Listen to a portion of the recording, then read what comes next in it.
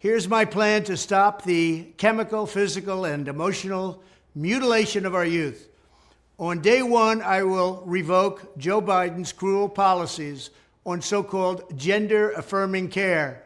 Ridiculous. A process that includes giving kids puberty blockers, mutating their physical appearance, and ultimately performing surgery on minor children. Can you believe this?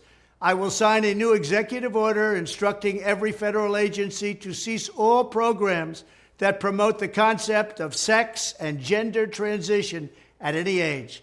I will then ask Congress to permanently stop federal taxpayer dollars from being used to promote or pay for these procedures and pass a law prohibiting child sexual mutilation in all 50 states. It'll go very quickly.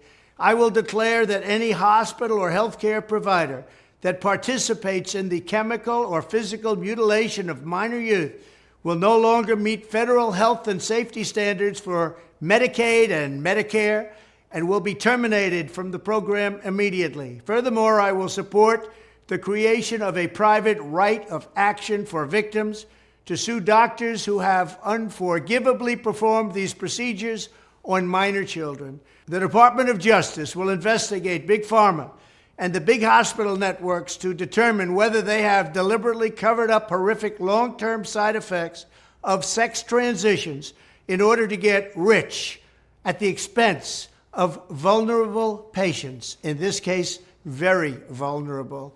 We will also investigate whether Big Pharma or others have illegally marketed hormones and puberty blockers which are in no way licensed or approved for this use.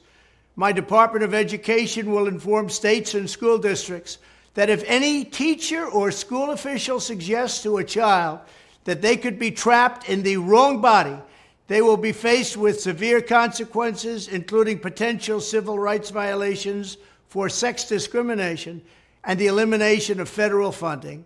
As part of our new credentialing body for teachers, we will promote positive education about the nuclear family, the roles of mothers and fathers, and celebrating rather than erasing the things that make men and women different and unique.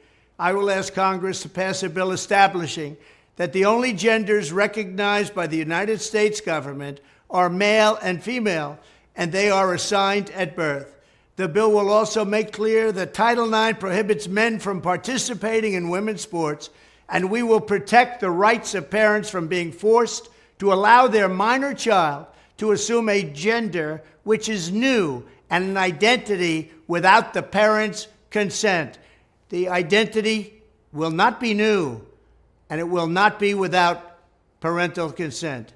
No serious country should be telling its children that they were born with the wrong gender, a concept that was never heard of in all of human history. Nobody's ever heard of this, what's happening today.